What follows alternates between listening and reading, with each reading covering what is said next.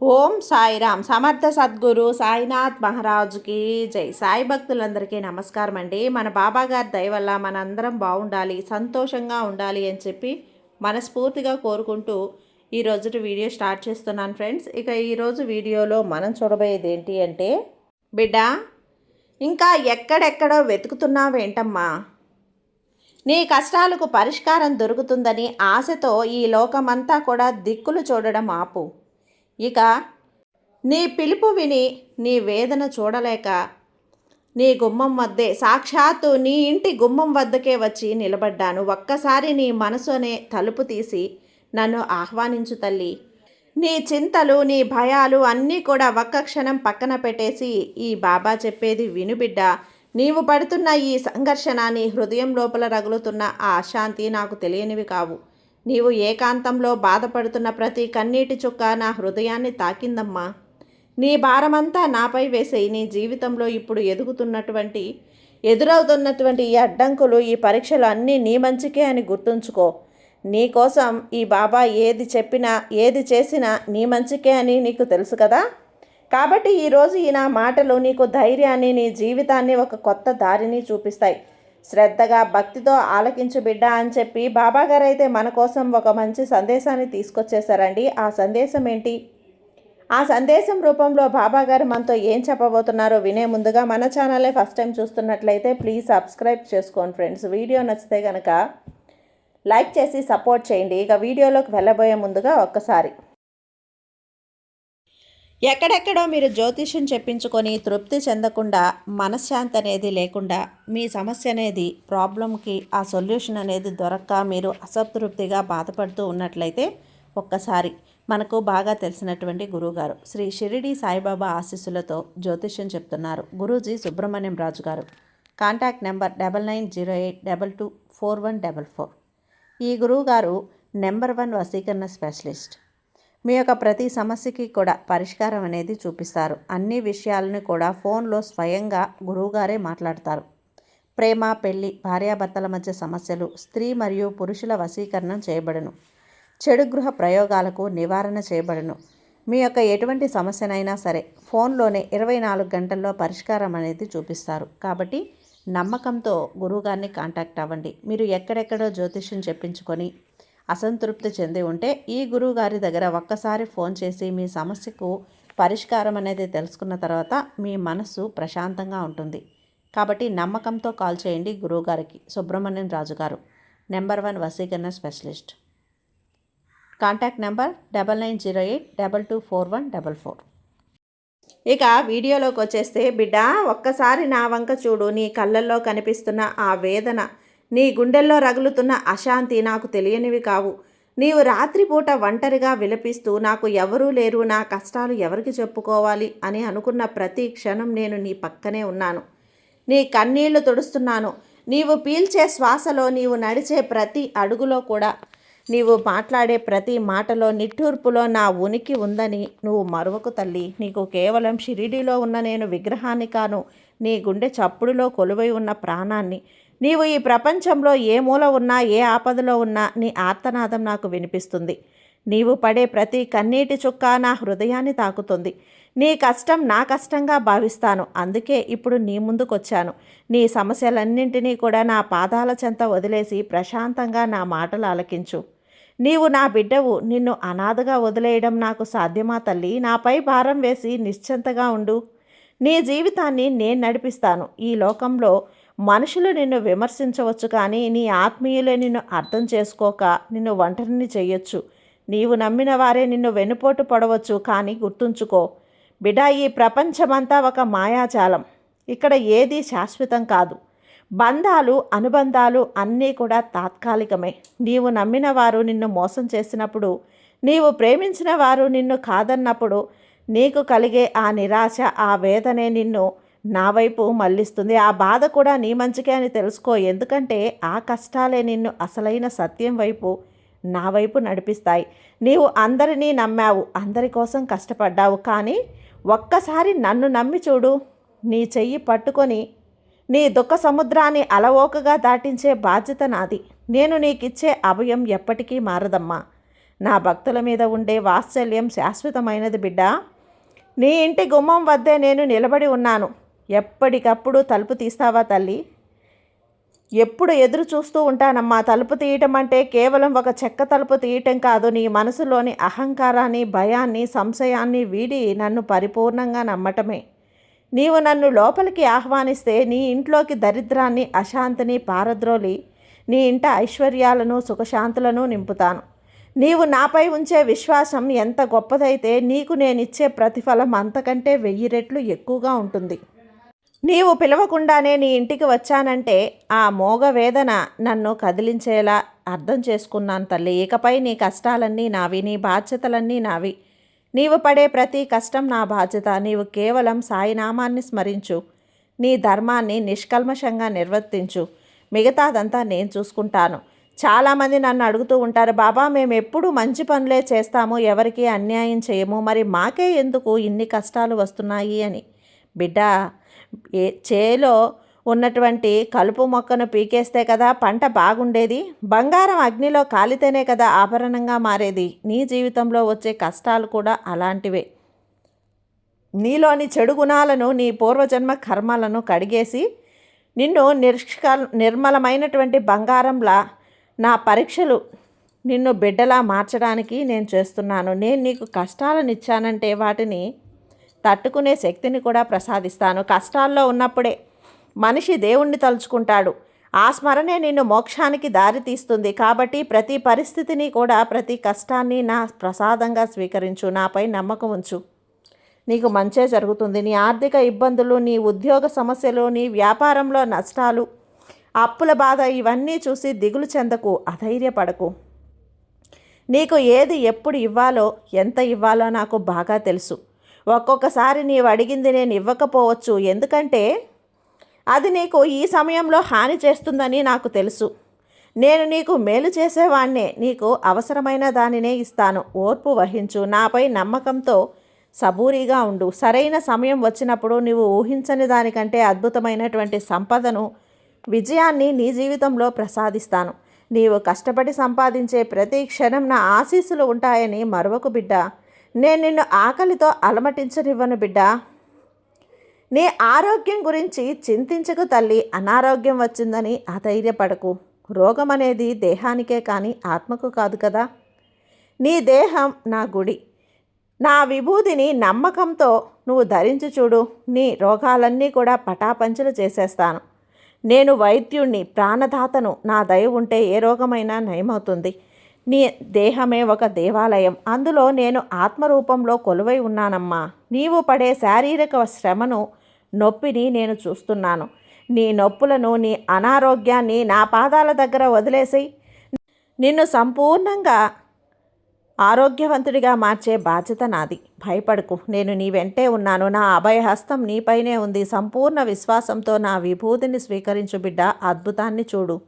ఈ సమాజంలో నీవు ఒంటరిగా పోరాడుతున్నావని, నీకు ఎవరూ సాయం చేయటం లేదని అనుకోకు తల్లి. నీవు ఎక్కడికి వెళ్ళినా, ఏ పని చేసినా కూడా నా దృష్టి నీపైనే ఉంటుంది. నీ నీడలా నీ వెంటే నడుస్తున్నాను. నీవు చేసే ప్రతి మంచి పని నాకు తెలుసు. అలాగే నీవు చేసేటువంటి ప్రతి పొరపాటు కూడా నాకు తెలుసు. తప్పులు చేయటం మానవ సహజం. కానీ వాటిని దిద్దుకొని పశ్చాత్తాపంతో నా వైపు రావటం గొప్పతనం. నీ పాపపుణ్య భారమంతా నేనే మోస్తాను. కర్మలను కడిగి వేస్తానమ్మా. నీవు కేవలం నిష్కల్మషమైనటువంటి ప్రేమతో, పరిపూర్ణ విశ్వాసంతో నన్ను స్మరించు. నీ భారాన్ని నాపైన వేయి. నేను నిన్ను కాపాడుకుంటాను బిడ్డ. నీవు ఎవరినైనా సరే విస్మరించే ముందు ఎవరినైనా తక్కువ చేసి మాట్లాడే ముందు వారిలో నన్ను చూడడం నేర్చుకో. ఒక ఆకలితో ఉన్న ప్రాణికి, కుక్కకు, పక్షికి అన్నం పెడితే అది నాకు పెట్టినట్లే. నీవు దాహంతో ఉన్నవారికి నీళ్ళిస్తే అది నా దాహం తీర్చినట్లే. సేవ అంటే కేవలం గుడికి వచ్చే నా విగ్రహానికి హారతులు ఇవ్వటం కాదు. తోటి మనిషిని ప్రేమించటమే, కష్టంలో ఉన్నవారికి సాయం చేయటమే. నీవు చేసే ప్రతి ధర్మకార్యం, నీవు చూపే ప్రతి కరుణ నీ ఖాతాలో పుణ్యంగా మారుతుంది. అది నిన్ను కాపాడుతుంది. లోకంలో అందరూ కూడా నా బిడ్డలే. అందరిలోనూ నేనే ఉన్నాను. ద్వేషాన్ని వదిలి ప్రేమను పంచడం నేర్చుకో తల్లి. నీ జీవితం ధన్యమవుతుంది. నా కరుణకు పాత్రుడు అవుతావు. కాలం ఎప్పుడూ ఒకేలా ఉండదు బిడ్డ. సుఖదుఖాలు చక్రం, కాలచక్రం లాంటివి కదా. ఈరోజు కష్టం ఉంటే రేపు సుఖం వస్తుంది, ఈరోజు చీకటి ఉంటే రేపు వెలుగు వస్తుంది. సూర్యుడు అస్తమిస్తే మళ్ళీ ఉదయించడానికే, చీకటి తర్వాత వెలుగు ఖాయం. నీ జీవితంలో ఉన్న ఈ కష్టాల చీకటి కూడా త్వరలోనే తొలగిపోతుంది. నా దయతో నీ జీవితం వెలిగిపోతుందమ్మా. నీవు పడే వేదనకు ముగింపు పలికే రోజు దగ్గరలోనే ఉంది. నాపై నమ్మకముంచు, నా మాటపై విశ్వాసముంచు. నీవు ఎప్పుడైతే బాబా చూసుకుంటారులే నాకేం భయం అని చెప్పి నిశ్చింతగా ఉంటావో అప్పుడే నీ సమస్యల పరిష్కారం మొదలవుతుంది. ఈ శ్రద్ధ, సబూరి 2 సూత్రాలను నీ జీవితంలో పాటిస్తే నీకు తిరుగుండదమ్మా. ఏ కష్టమైనా నిన్ను ఏమీ చేయలేదు బిడ్డ. నీవు పడే మానసిక సంఘర్షణ, రేపటి నుంచి నీలో ఉన్న ఆవేదన, ఆందోళన నాకు అర్థమవుతుంది. రేపేం జరుగుతుందో, నా పరిస్థితి ఏంటో, నా పిల్లల భవిష్యత్తు ఏంటో అని చెప్పి నీవు కుమిలిపోతూ ఉన్నావు. కానీ ఒక్కటి గుర్తుంచుకో తల్లి, రేపటిని శాసించేది నేనే. నీ భవిష్యత్తును నేను ఎప్పటికే నిర్ణయించేశాను. అది నీకు మేలు చేసేలా ఉంటుంది. వ్యర్థమైన ఆలోచనలతో నీ శక్తిని, నీ ఆరోగ్యాన్ని, నీ మనసుని పాడు చేసుకోకు. వర్తమానంలో జీవించు. నీ ధర్మాన్ని, నీ బాధ్యతను సక్రమంగా నిర్వర్తించు. ఫలితాన్ని నా పాదాల దగ్గర వదిలే. నీవు అడిగినటువంటి దానికంటే గొప్పగా, నీవు ఊహించిన దానికంటే అద్భుతంగా నీ జీవితాన్ని తీర్చిదిద్దుతాను. ఇది నా వాగ్దానం. నా మాట ఎప్పటికీ కూడా తప్పదమ్మా. నీవు ఎవరైనా సాయం చేసినప్పుడు, ఎవరికైనా దానం చేసినప్పుడు తిరిగి కృతజ్ఞత కోరవద్దు. వారు నిన్ను పొగడాలని ఆశించవద్దు. వారు నిన్ను విస్మరించినా, నిన్ను నిందించినా బాధపడకు. నీవు చేసిన సాయాన్ని, నీ మంచి మనసును నేను చూస్తున్నాను కదా, అది చాలు తల్లి. ఎవరికి అన్యాయం చేయకు, ఎవరిని నొప్పించకు, ఎవరి సొమ్ము ఆశించకు. నీవు తినే ప్రతి అన్నం ముద్దలో నా భాగం ఉందని, అది ఆకలితో ఉన్నవారికి పెట్టాలని గ్రహించు. నీవు నిస్వార్థంగా జీవిస్తే, పరోపకారం చేస్తే నీకు కావలసినవన్నీ కూడా నేను వెతికి తెచ్చి ఇస్తానమ్మా. అడగక ముందే ఇచ్చే తండ్రిని నీవు కేవలం నీ హృదయాన్ని శుద్ధి చేసుకో. ద్వేషం వదిలి అక్కడ నేను నిరంతరం కొలువై ఉంటాను తల్లి. లోకం నిన్ను తక్కువగా చూడొచ్చు, కానీ నీ శక్తి సామర్థ్యాలను శంకించవచ్చు. నిన్ను పనికిరాని వాడిలా భావించవచ్చు, కానీ నీవేంటో, నీలోని సత్తా ఏంటో నాకు తెలుసు. ఈ బాబాకి తెలుసు. నీ ఆత్మశక్తి నాకు తెలుసు బిడ్డ. నీలో దాగి ఉన్నటువంటి అనంతమైనటువంటి శక్తిని నేను గుర్తిస్తున్నాను. ధైర్యంగా ఉండు. పిరికితనాన్ని వీడు. నేను నిన్ను నీ వెనక ఉన్నానని నమ్ము. ఒక సింహం బిడ్డలా ముందుకు సాగు. ఏ అడ్డంకి వచ్చినా దాన్ని ఎదుర్కొనే మొండితనం, శక్తి నేను నీకు ప్రసాదిస్తాను. నీ విజయం వెనుక నా హస్తం ఉంటుంది. నిన్నుతో ఉన్నత స్థానంలో నిలబెడతాను. నీవు గెలిచినప్పుడు లోకమంతా నీ కాళ్ళ దగ్గరకు వస్తుంది.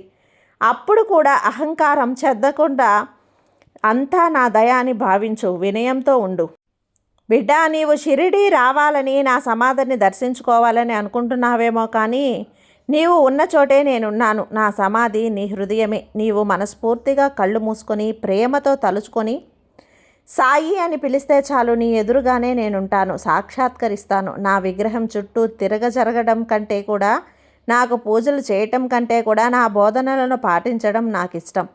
పేదలకు సహాయం చెయ్యి. ఆపదలో ఉన్నవారిని ఆదుకో. ఆకలితో ఉన్నవారికి అన్నం పెట్టు. అదే నాకు నువ్విచ్చే గొప్ప దక్షిణ, గొప్ప పూజ.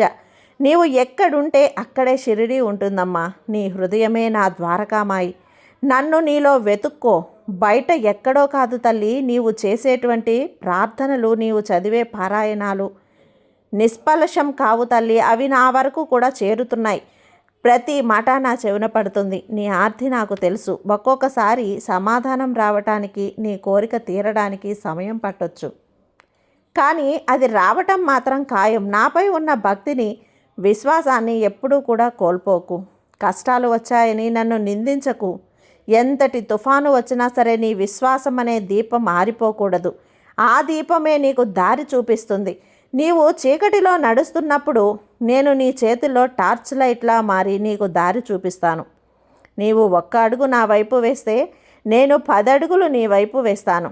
నిన్ను అద్దుకుంటాను. నీ బంధువుల వల్ల, నీ స్నేహితుల వల్ల నీవు మోసపోయావా? అందరూ నిన్ను వాడుకొని నీ అవసరం తీరాక నిన్ను కరివేపాకులా వదిలేశారని కుమిలిపోతున్నావా? బిడ్డా, మనుషుల స్వభావమే అది.